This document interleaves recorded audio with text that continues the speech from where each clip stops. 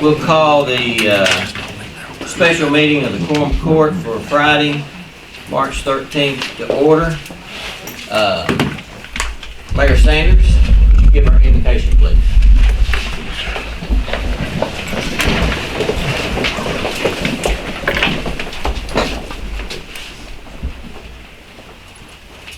Our holy and most gracious Father, first we just say thank you.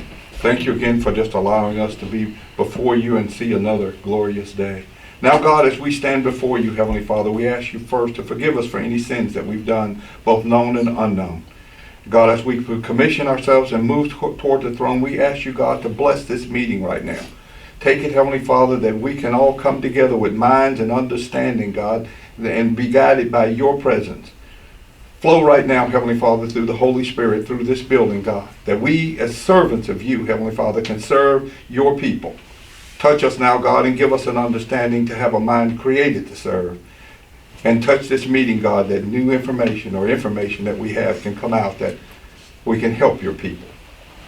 Anoint us now, God, with all of this being. And we give it all to you in Jesus' name. Amen. Amen.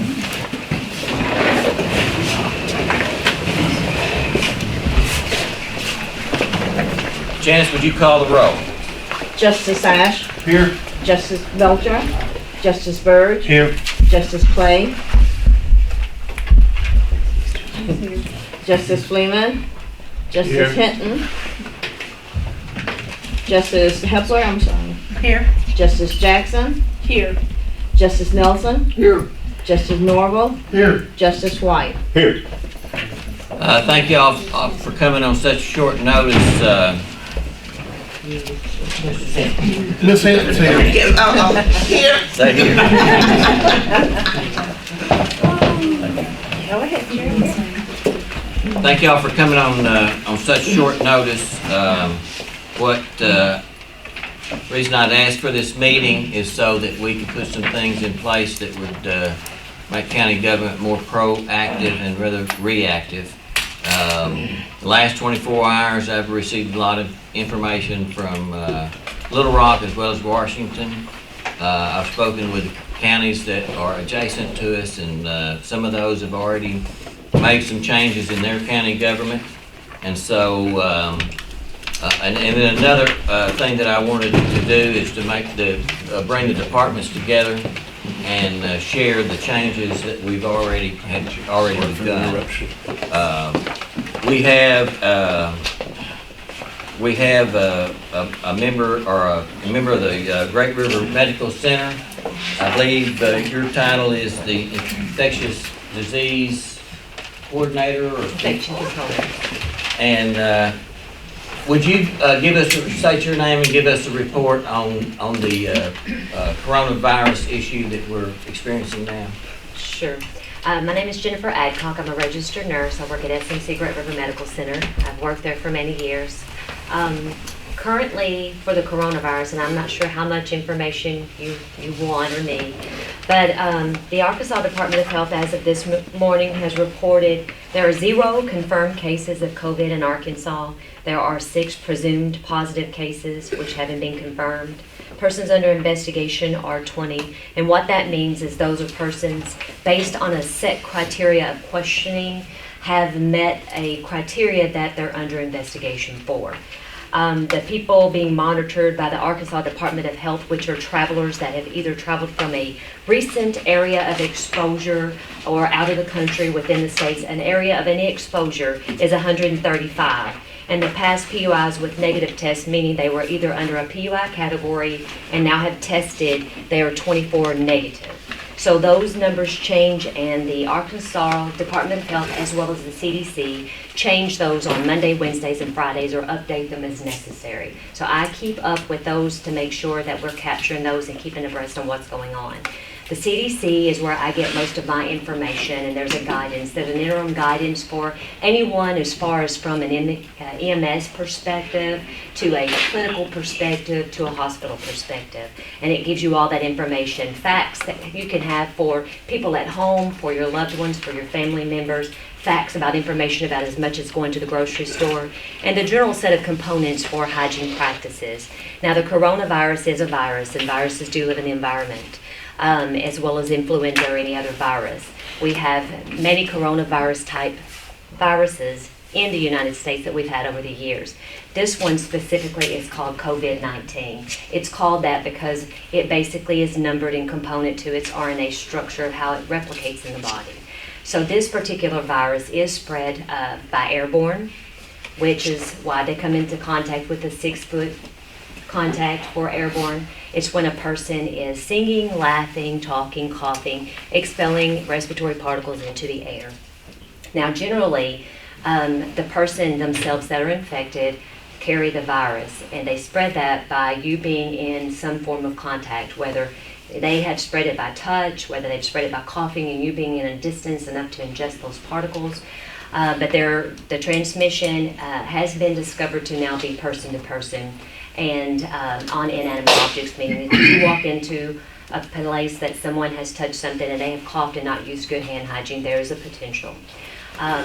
What we are doing at the hospital level is we're placing information available to persons, setting that information on the front side that if you have been in any of these areas, if you've been out of the country, if you've been exposed, if you're having symptoms of fever, cough, upper respiratory type illness, because it becomes a point where there are unknowns. So it becomes unknown whether or not you have been into contact with a person who's been in contact with a person who's been in contact. So we're just saying if you have a fever, a cough, upper respiratory type symptoms, please alert our staff so that we can get that person, masked for protection. Now, once this person has a mask on, if they have COVID-19, that person now cannot expel those particles by coughing, talking, laughing, and that keeps that contained so that other persons in that environment are not as susceptible to contracting it, that COVID-19. So what happens now is this person comes in, they see the sign, we're posting 2 different informations.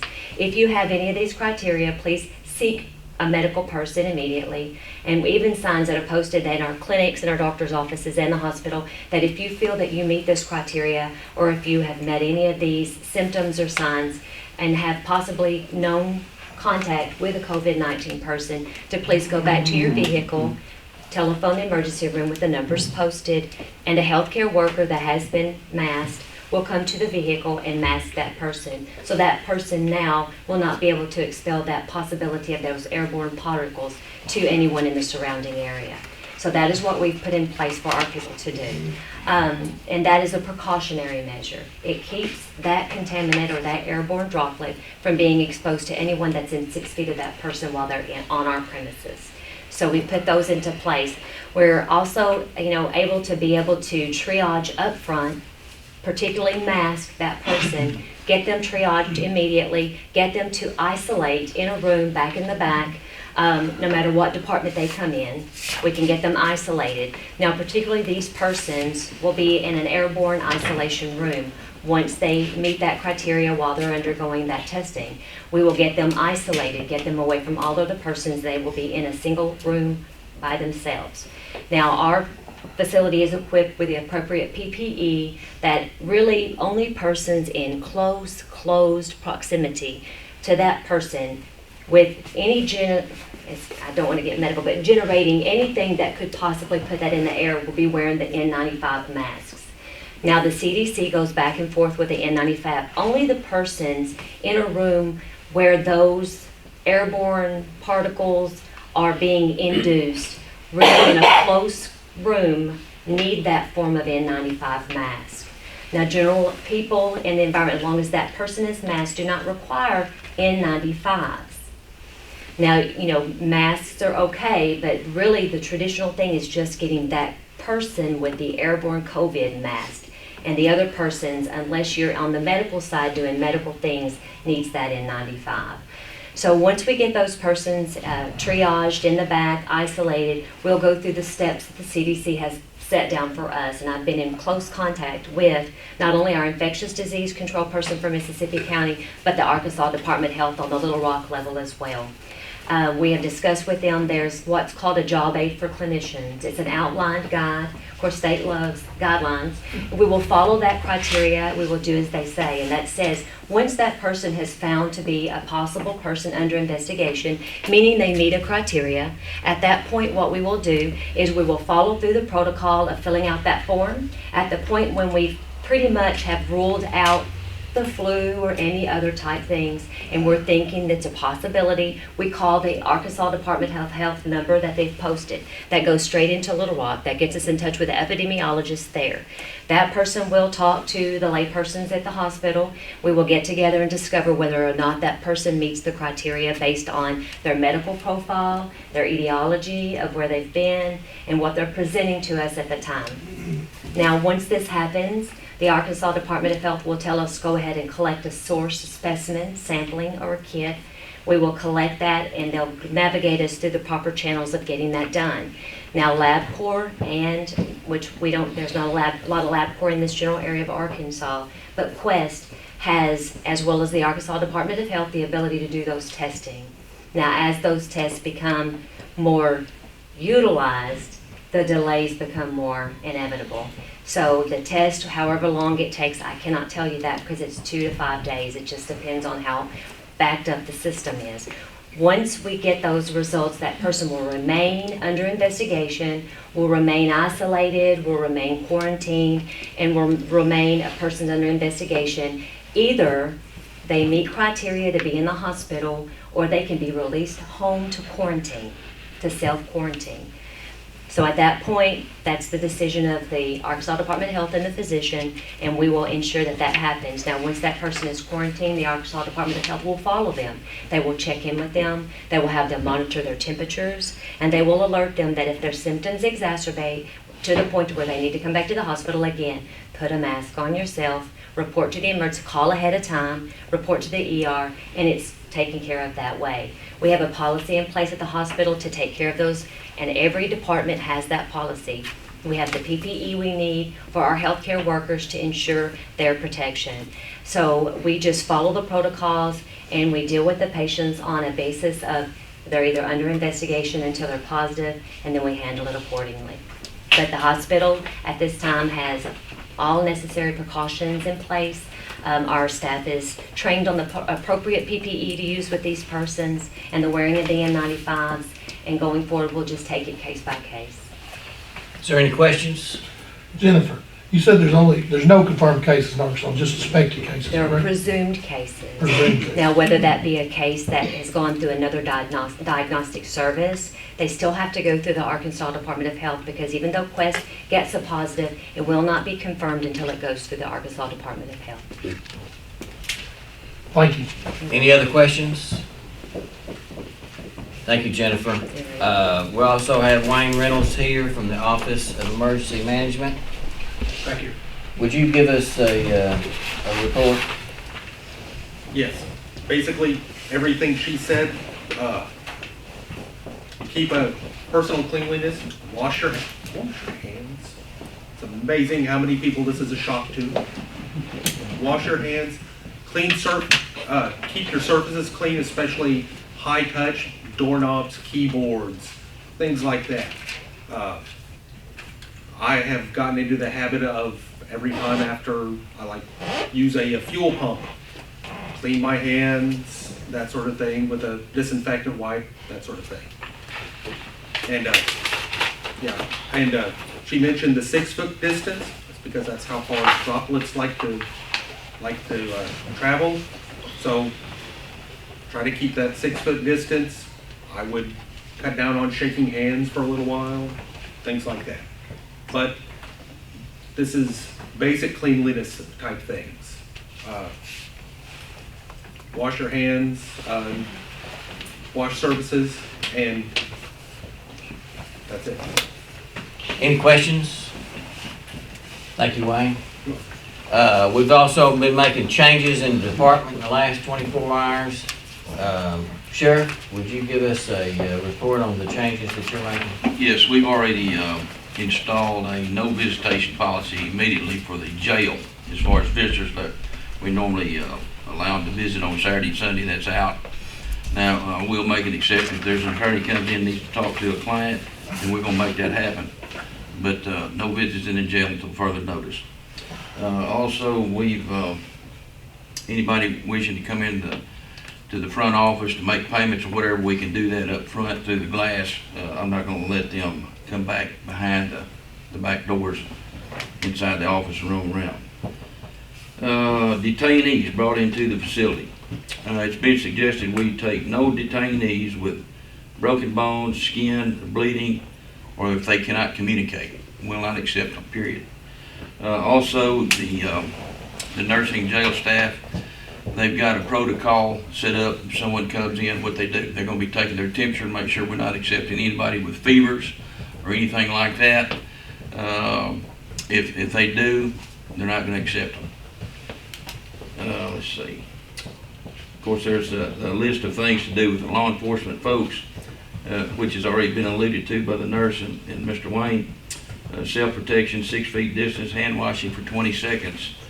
EMS personnel to be evaluate a subject if we're making an arrest, if they come in contact with them. The PEP, personal protective equipment, gloves, gowns, coveralls, things of that nature. N95 respirator, eye goggles or mask. And again, if you come in close contact, our deputies with someone trying to apprehend someone, then they've got to clean themselves, disinfect their equipment, disinfect any PPE, and proper disposal of those items. And then when they go home, laundry their clothes in a proper manner. So there's a list of things we got to do to protect ourselves, protect you guys, and protect the jail. So the last thing we want to do is get someone in that's been exposed into that jail population or anyone else. So those are some of the things that we're working on. And I think next week, Judge, we're going to have several judges possibly get together and talk about misdemeanors in the jail, what we may have to do if it comes to it. Right now, we got about 50 misdemeanors incarcerated, and there's about 75 felons. So we may be talking about that next week after I visited with the judge yesterday. So just make you aware of that. That's coming. Any other questions? Any questions for the sheriff? Thank you, Sheriff. Thank you. No, go ahead. No, I was just gonna ask a question then, with regards to, you said that we'll probably need to make some sort of concessions then, Judge, if in the event that our cities or municipalities make arrests on individuals, and if they do have some sort of a fever, we need to Well, I help think the there's no sheriff. Sheriff, the protocol is go to the hospital, isn't The it? protocol is the arresting officer take them to the hospital and get cleared by the hospital Okay. staff. All right. And get the proper documentation before they come to jail. Now, if they're coming out there and they got a broken bone, they're bleeding Oh, or yeah. something like that, we're not gonna take them. Understood. And that's coming from direction out of Little Rock Yes. Health Department. Any other questions? Judge Wilson, would you like to, is there a report to the Well, circuit judges? I'm the administrative judge for the 11 judges in our circuit, and we've been in touch with the administrative office of the courts, and the Chief Justice, Dan Kemp, has been, monitoring the situation, contacting us. I saw where the district courts in Jonesboro basically shut down for about 2 weeks. They are doing video conferencing with inmates from the jail that we have the capacity to do and do anyway on first appearances. Right. So that'll continue. But other than that, I'm just looking for direction from them, and we're not closing any courts at this time. But we're kind of concerned about juries, their reluctance maybe to come in. We don't have my next jury trial possible when it starts to March 30th, so hopefully some of this subside by then. Right. But we are monitoring it, and we get a lot of calls from the public and the attorneys and some others. So we're trying to be like you, proactive and not bury our heads in the sand. But yet we don't do anything too drastic or panic if it's unnecessary. Any questions for Judge Wilson or the circuit judges and their procedures? Thank you, Judge. Dr. Abraham, would you like to make a comment? Thank you. It's good to be here. Unfortunately, I'm not under these circumstances. Mayor Sanders invited me to this session, and I think that the coronavirus is here. And I think at this point in time, that we just need to start thinking the what ifs, how we're going to protect our vulnerable members of our community against this. I think it would have plans in place. If we don't need those plans, great, so be it. But we need to be in a very much a planning stage right now, and we plan for it may happen tomorrow. We talked with the school about closing the schools. I think once again to address the needs that might come up, especially with the vulnerable people in our community. Have a command center. Communication is going to be very, very important. Communication with the health department, because they're really the people that we have to get in contact with. The hospital can't really give us any information. If I called, if you called, they can release information to the health department. So the health department has to be involved in our loop here. But I think we're all about what do we do if? What do we do if? Any questions for Dr. Abraham? Judge, in regard to her comment about the schools, has there been any notices put forward? I know there's rumors out there that some of the schools may dismiss next week because the following week is spring break and so forth. Has there been anything official on any of that? May I state, Judge? Yes. Well, again, Mr. Harper is also here. We invited him in, and it just so happened we were going through meetings about the same time that when we received a phone call from you.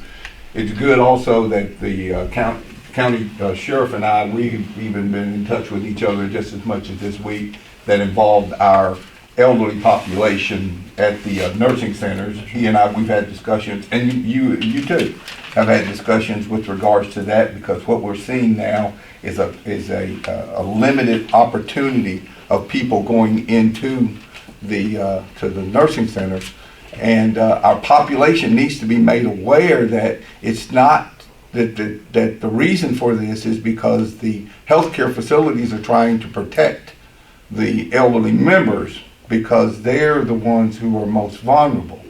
And as we talked about this morning in our meeting with our school district, I believe that Mr. Ashley them are meeting right now, or listening, or doing conference calls. He would have been here already, but he's doing that. And but we've got to be conscious of the fact that our students, they may be, may receive the virus, or it may happen, but they carry this home. And the exposure that they would have to the elderly population there is something that, and I think that's what Dr. Abraham was talking about with us too, that we have to be, aware of, and to keep that in our focus and in our minds about how the actual spread of the virus can be within our communities, and those avenues that we take. So, in my mind, we have already contacted to try to put together a hotline number for the city of Blythe, and to also locate a location where we might have a command center so that we can receive all of the information at one time, or not just receive it, but also put it out that way, because there's been so many misstatements already about where they found it in Mississippi County, and we need to be able to make these phone calls to dispel those rumors and communicate to our population in our county exactly, what the true things are and what those other things are being said. So I have also, if Brandon would speak on this, I think that they've already established a meeting with all of the superintendents.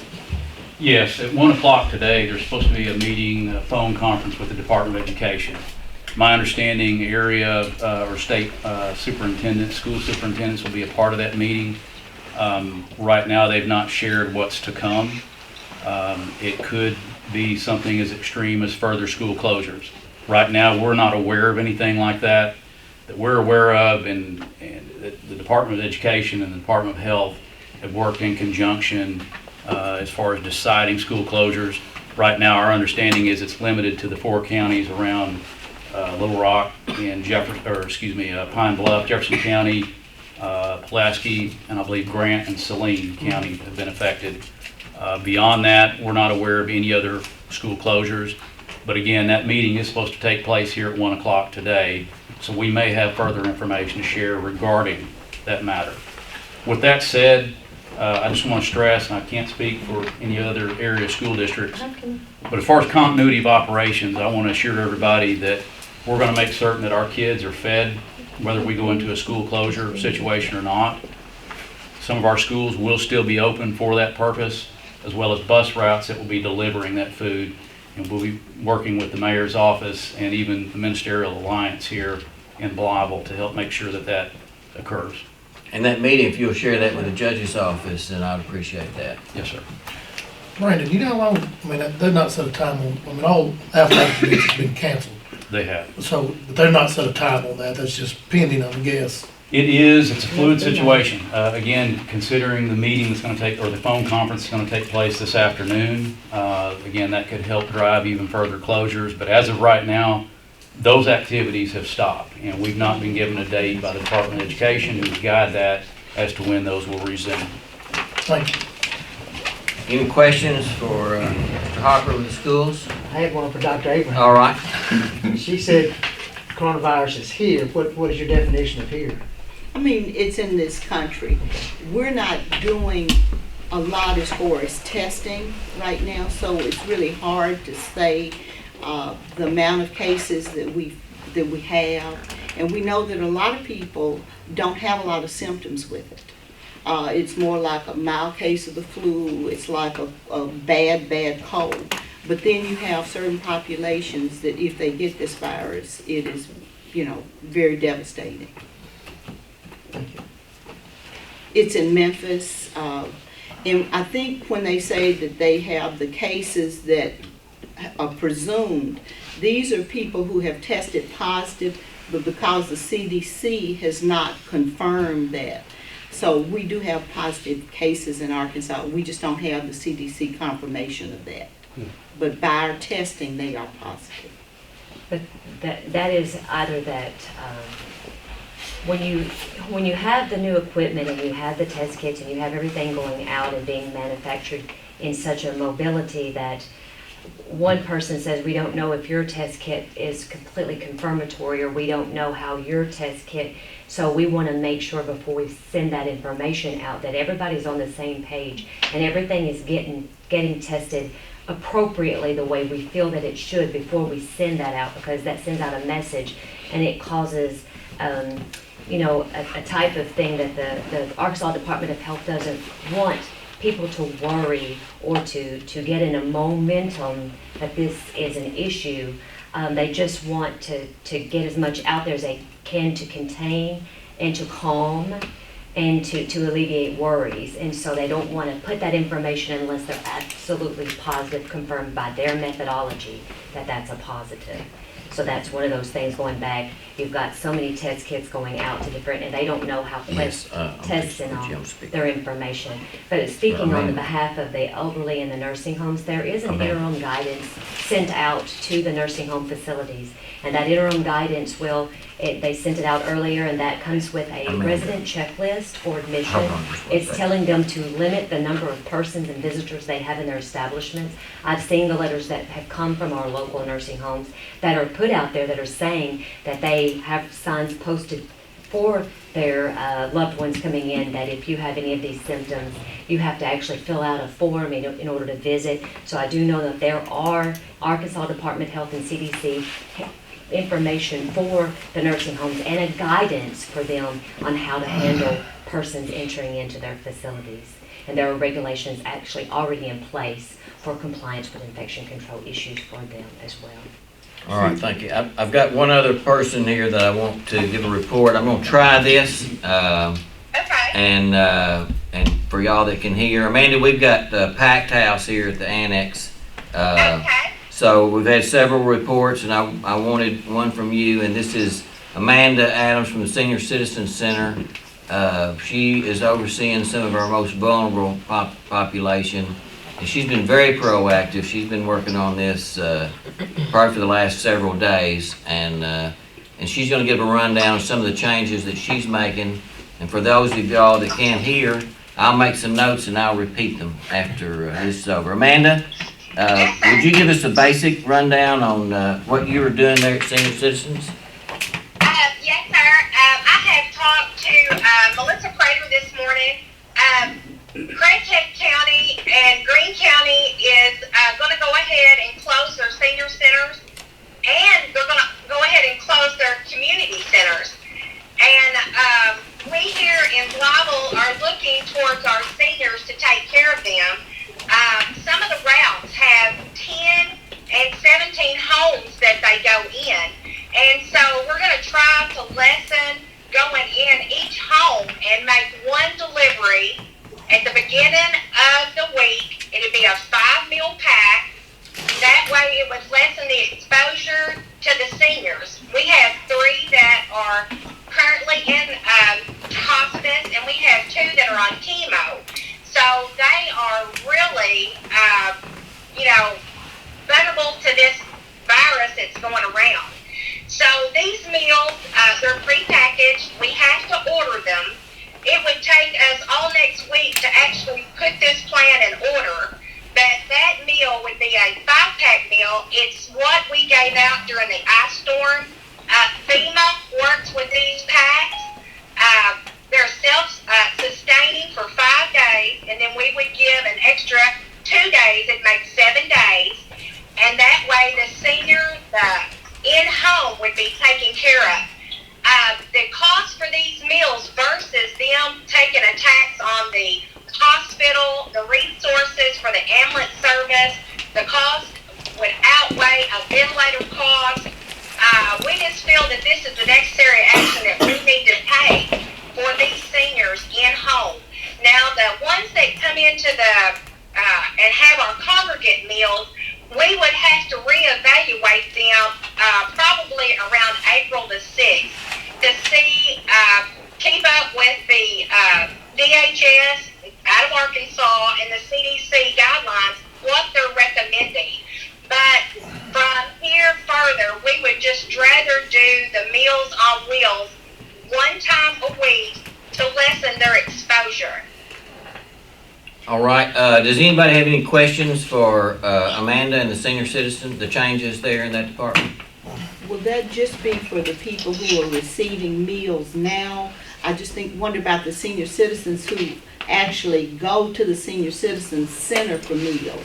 Will they be provided meals? Yep. Amanda, what about the people that come to the centers? Well, Craighead and Greene County has chosen not to open it to the public for 2 weeks. We're going to probably follow their guidelines. Like I said, we would reevaluate before the 6th. If we see that we can open back to the public, that would give us 2 weeks to see where this is headed. We would open back up to the public. If we see that April the 6th is not enough time to open back up to the public, we have been suggested that we would do a meal called a grab and go. What that would be, we would prepare a meal, put it in a to-go container just like you would go through a drive-through at any fast food, and they would not leave their vehicle. We would just hand it out the door and they would be off. If we saw that it would come to that. But the first 2 weeks, we would probably choose not to bring them in the center just to see how this is going to work out for the next 2 weeks.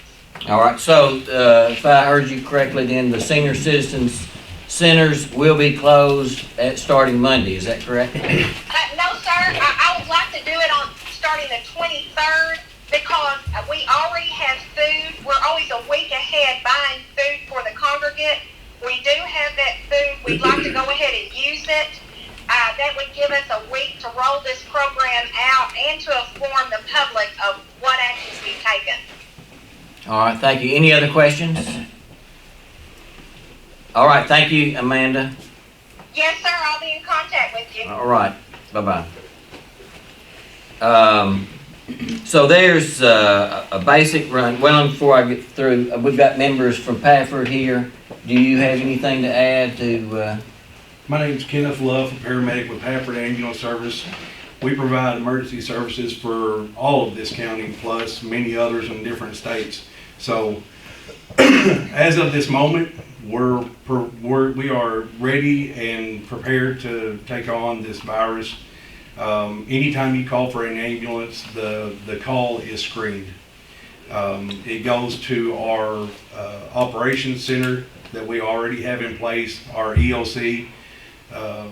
Since we cover such a broad area, we went ahead and started our EOC this morning at 9 o'clock.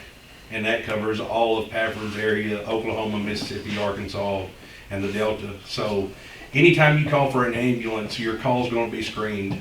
Any of the symptoms that are described, the coughing, flu-like symptoms, fevers, things of that nature, are going to be forwarded to the EOC. And from that point, they will tier down what all response is going to be needed for that call. Our transfers, our inter-facility transfers from our nursing homes, the hospital, all of those calls will be screened as well as to what PPE we might need going into those situations. Anytime we make a call concerning this virus, the crew and the ambulance gets decontaminated. We do that already anyway after every call that we do, but especially after this virus has came out. Everything, including our stretcher and everything, has to be decontaminated. So we are prepared as well as we can be. We have ventilators on every one of our trucks. This virus has proven that it attacks the respiratory system, so we're prepared to use ventilators to transport these patients, as well as we have the ability to call in any other support that we might need to in case we do have a pandemic in our county. We can call in other units. We've got rotorcraft as well as fixed wing that we can call in and transfer patients out that are critical. So as far as the emergency services here in the county, everything is looking great. any questions for Pafford? I got one question. All right. Your boss called me earlier. Can you go over, when you get a call out, you saying you're screening that call before, say, out in the county, the deputies are dispatched there. You want us to continue to come or wait till you screen it? When we get a call that is possibly positive for the coronavirus, COVID ID-19, anytime we get a call like that, our first responders are going to be put on hold. We don't want our first responders going in to a patient if they don't know if they have this virus or not.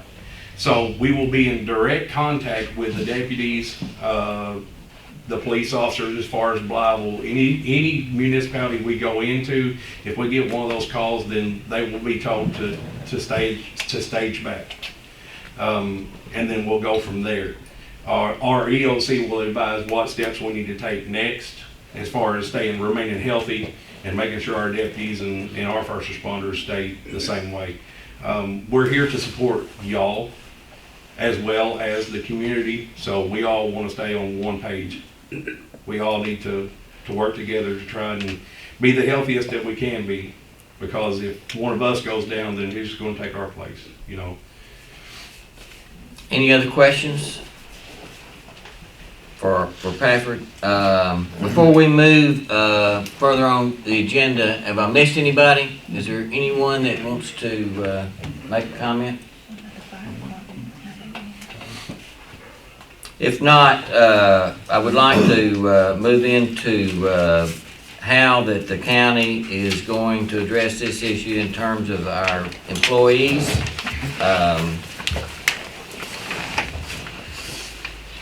I'm not, yes. I have a question. What about like fire department and their assistance with rescue or police? Mr. Carney, is the fire department, are they involved in, We're utilized to assist Pafford, not in a great capacity, just as needed. But we've been taking precautions for the last several months, I'll be honest with you. Beginning of the year, I mean, just on a regular basis, trying to combat just flu. We're pretty good about sanitizing. Obviously, we've stepped up and intensified it here recently, but our plan's already been in place for precautionary reasons, just dealing with the flu. Now, as far as Pafford goes and EMS response, we don't actually respond to EMS calls on a regular basis. We will for MVAs, motor vehicle accidents, but precautions will be in place. Pafford will be there, but Pafford pretty well runs the EMS in Blytheville.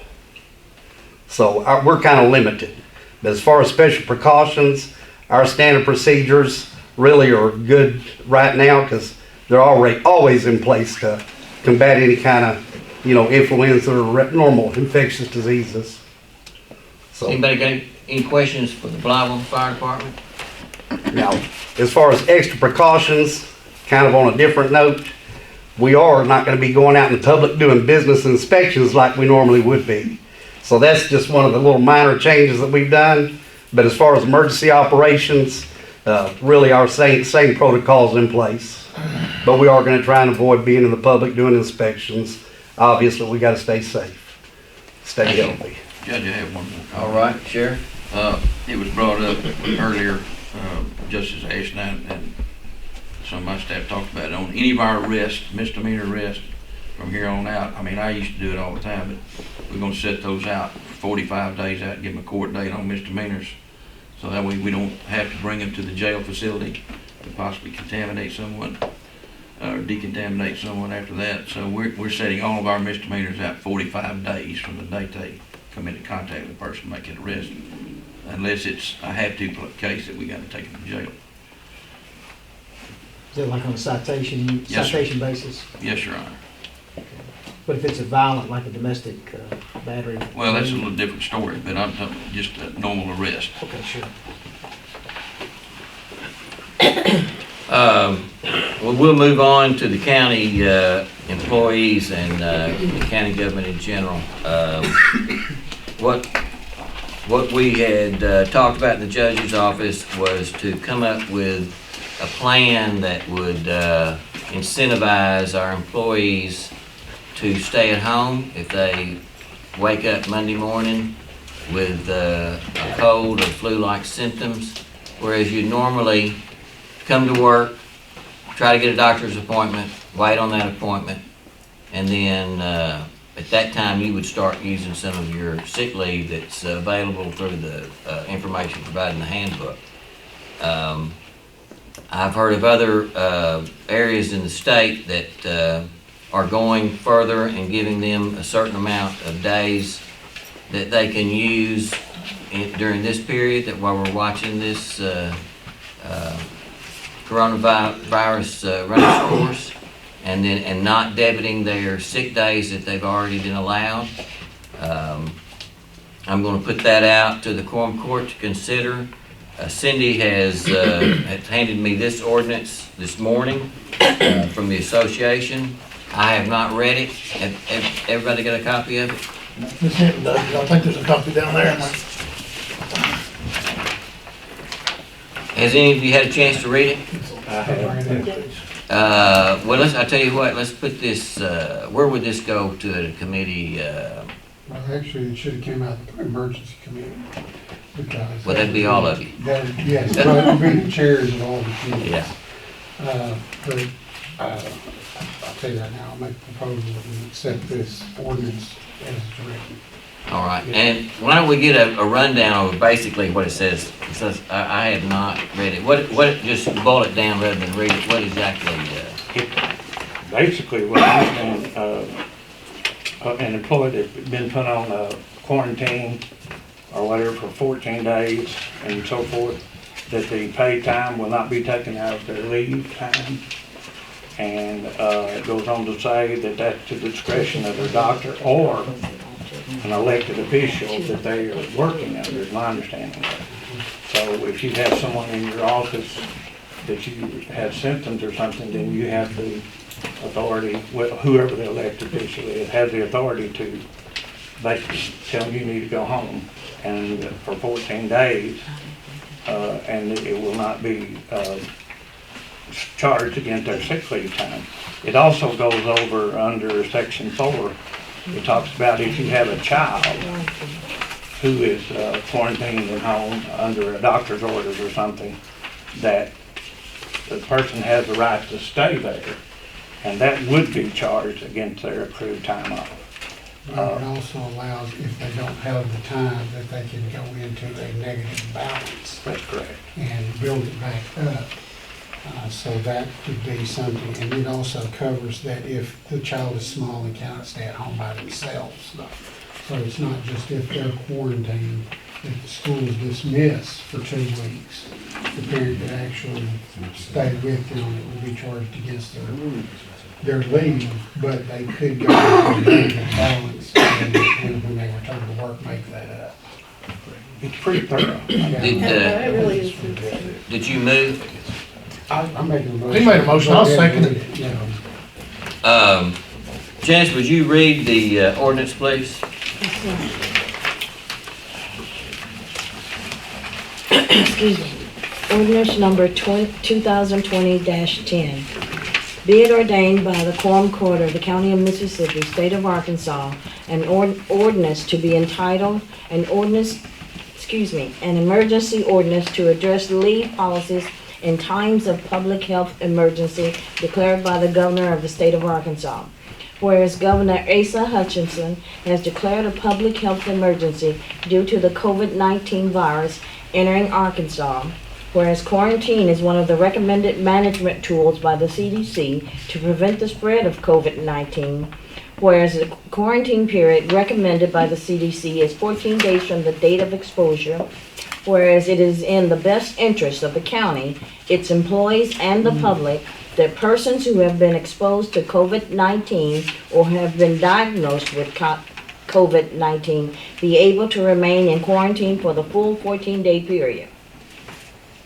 Whereas the county is attempting to ensure employees are able to remain in quarantine for the full 14-day period or are able to remain in quarantine after having a confirmed case of COVID-19 without suffering undue hardship, which may be created by limited availability of leave. Now therefore, 1, during the state of public health emergency declared by the governor due to COVID-19, the following rules will be in place. 2, employees who are placed on a quarantine period of 14 days or less, either by their physician or by their elected official, shall be paid for the quarantine period up to 14 days. This paid time shall not be taken out of any leave bank of the employee. For physician-imposed quarantine, the employee must provide documentation from the doctor's office. A, the elected official may use their discretion to identify an employee subject to quarantine based on identified risk factors as explained by the CDC, or based on the fact-specific information related to travel locations or high-risk transmission settings, or personal contact with a presumptive case of COVID-19. 3, employees who are diagnosed with COVID-19 shall not return to work for up to 14 days from initial diagnosis. A medical release shall be required from the physician or physician's office who originally diagnosed the employee. An employee who has been diagnosed with COVID-19 shall be paid for up to 14 days from the date of diagnosis or until they are released to return to work. This paid time shall not be taken out of any leave bank of the employee. 4, employees who do not qualify for sections 2, 3, or 4 of this ordinance, but who have a school-aged child who has experienced a school closing or a mandatory quarantine may choose to stay home with their child without being subject to discipline for attendance. A, employees who choose to stay home under this option are required to use any accrued paid time off, including sick leave, vacation leave, comp time, and personal time off.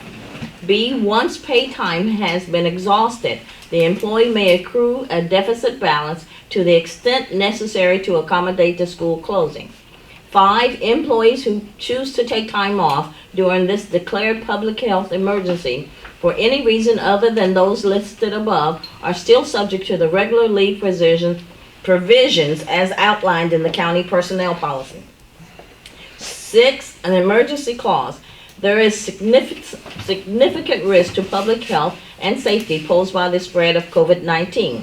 The Mississippi County Quorum Court has determined that this ordinance is necessary to help prevent the spread of the illness within the county and to the members of the general public who may visit county offices.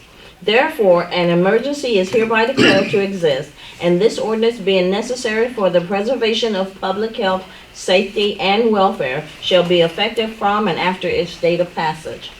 I move that we suspend the rules and read by title only for a second time. Second. All in favor? Aye. Ms. Curry? I need to call the roll first. Yes. Justice Ash. Yes. Justice Burge. Yes. Justice Clay. Yes. Justice Fleeman. Justice Hinton. Yes. Justice Hepler. Yes. Justice Jackson.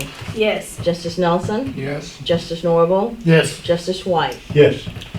Ms. Curry? Ordinance number O-2020-10, an emergency ordinance to address leave policies in times of a public health emergency declared by the governor of the state of Arkansas. Make a motion, we suspend the rules and read for a third time by title only. Second. Would you call the roll? Justice Ash. Yes. Justice Burge. Yes. Justice Clay. Yes. Justice Hinton. Yes. Justice Hepler. Yes. Justice Jackson. Yes. Justice Nelson. Yes. Justice Norval. Yes. Justice White. Yes. Ordinance number O-2020-10, an emergency ordinance to address leave policies in a time of public health emergency declared by the governor of the state of Arkansas.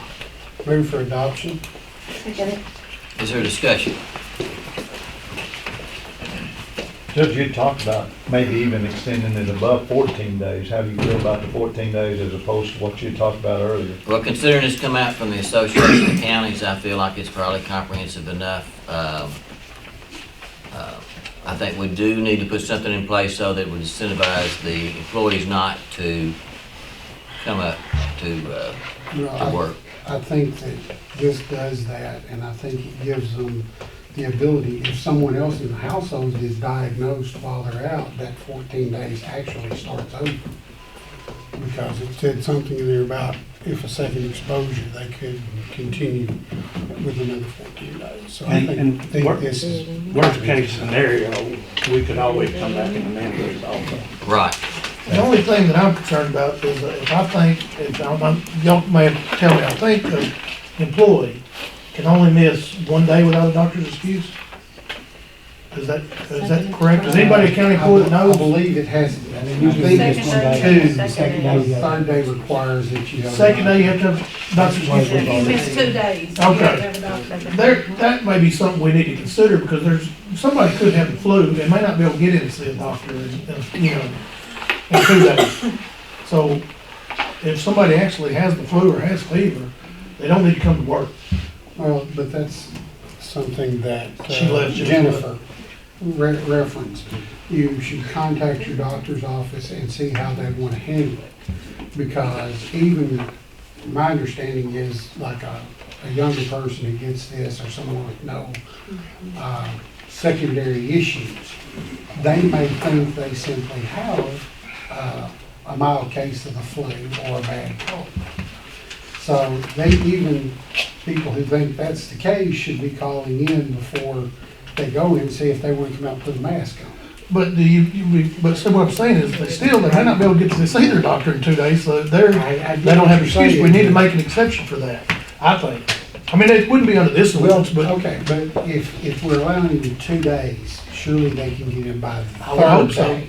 And the thing of it is, if they go in, let's say they're out for a week, if they get in on the 5th day and they're given that note, this kicks in. Right.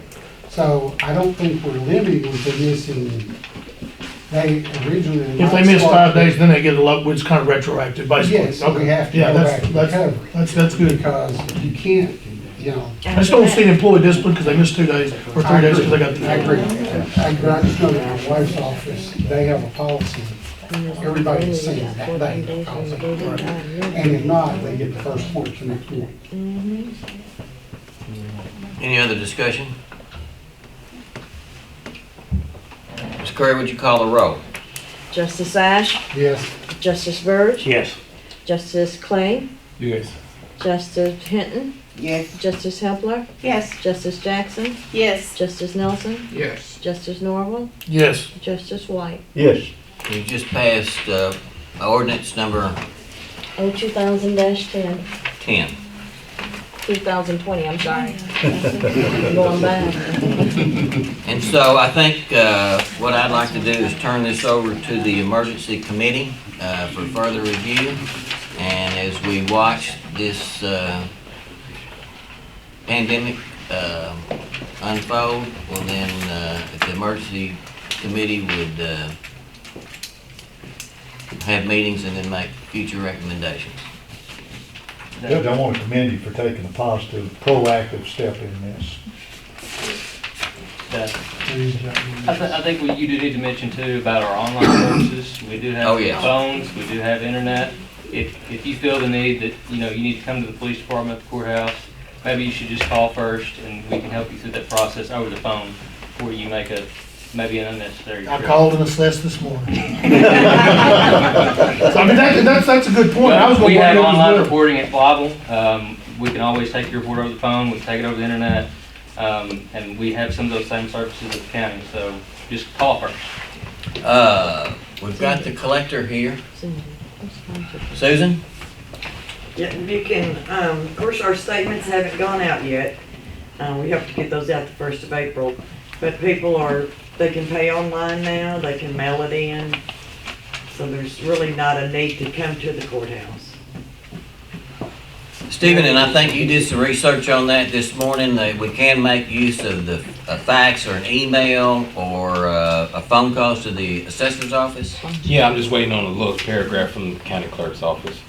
That's about it. Well, that would be the question, like for people that have purchased a new vehicle or new trailers. Because I know you can assess online, but can you add things like that to your assessments without one? We'll try to get that out in the media as much as we can, as well as the social media and the website, and encourage everyone to do as much as they can over the phone or through another vehicle rather than in person at the courthouse. Harley did call. He said he couldn't be here, but he did say you could do most of his over the phone. He said he couldn't be here, but So, in other words, before you make the trip, you can always call the assessor's office and find out what avenues that you can. there may be a public exception. Let me say this, thank you. The phone number and the number for the assessor's office in the phone book is wrong. It's been wrong for 10 years. I cannot get rid of to fix it. But if you'll put it out in your public notification or whatever, it's 870-763-6860. I Googled it this morning because I don't even have a phone book anymore. Right. Sure.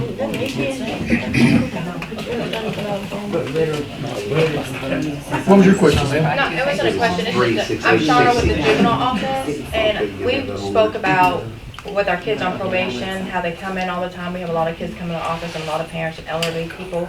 We thought about when they're on probation, we do it over the phone, FaceTime them so that they're not coming in the office and subjecting our office to any possible virus. Also, we're limiting to the homes. We'll go to the homes if we didn't have to necessarily go to them, but we're not going to go to the homes. Also, with court, as far as some of our juveniles in detention, we're releasing the juveniles that are already in there. Or some of our judges want them released, but the ones that are being charged as an adult, but they have to stay on the juvenile side, they will stay there. But most of ours is going to be over the phone, computer, FaceTime, and court. Is there anything that anyone would like to add? The judge's office will take a more active role in monitoring our health departments and that has access to our hospitals and those reports that they release. We will also continue to monitor the governor's office and the AAC for their recommendations. So that the emergency committee would start their process now and also interpret this information and bring it forward, and if we need to make any more changes to what we've done or additions, then the Quorum Court can do that. Judge, we've got a regular finance committee meeting coming up Monday, which will give an opportunity for any updates that you care to pass along also. Great.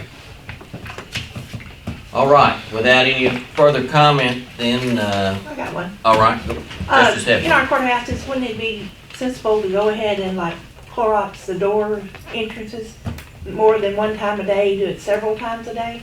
Absolutely, I would encourage it if you can find any Clorox now. Well, you can make it or yourself, you that's know, right. with the spray bottle with water and Clorox. And we are working with Wayne to get hot water installed in the Osceola courthouse. Oh, man. Actually, we were working on this prior to this virus, but The plumbers have not called me back yet. I've called a couple of them and they said, hey, call me. I've got a project for you. They haven't called me back. well, without any further, say, Mayor, would you like to make any more comments? Does that cover everything? Because the mayor's office in Blytheville was actually having a similar meeting when I contacted them this morning, and I'm glad that y'all came and represented that meeting and that information. We'll just be doing some additional proactive approaches. We'll be in contact with you and the sheriff as usual to let you know about some of the issues that we're talking about. Again, it's fear is real. That's to be understood. It's real. And what we need to be doing and what we're going to be doing in our city is trying to put together opportunities for preparedness for the pandemic. You know, it's better to be prepared for the worst than not to be prepared. But without the idea of having all of the stress and tension. So we'll be moving forward with that right now because, again, as Dr. Abraham has eloquently stated, we need to be identifying the what ifs that actually happen. So, but our circumstances are different because we're working along with our school district, and with that, and we have to determine what if the schools close. How do we take care of our children? How do we take care of those resources there within our schools? Our reports from our hospitals. How do we handle any type of testing centers that may happen depending upon the pandemic? Our Head Start missions of ANC, the Mississippi County Union Mission, all of these, and the homeless people that we have. So all of this will be some of the things that we'll be talking about, but we'll be sharing that information with you. We've already started trying to work on getting our command center put together and having a command number. And I would welcome you and the sheriff to be at one of those tables involved in that, so that in the event that the state contacts us, it could be a one-call shop. They can call directly to they may call Blytheville, but they'll also be calling the county judge and the sheriff's office as well in the event that we get information out there, or so we can even talk back to them. It sounds like an important addition. Yeah. I appreciate you, Mayor, for being here, and the police department, and Dr. Abraham, and the schools, Pafford, fire department, the circuit judges. Have I missed anybody? I appreciate y'all being here. This was a very rushed meeting. This just started about 24 hours ago. We will also be working with the rest of the cities in the county and the rest of the communities, and we're quickly coming up to speed on putting things in place that would mitigate the problems associated with this. With that being said, I'll entertain a motion. Move we adjourn. Second. All in favor? All right, we're adjourned.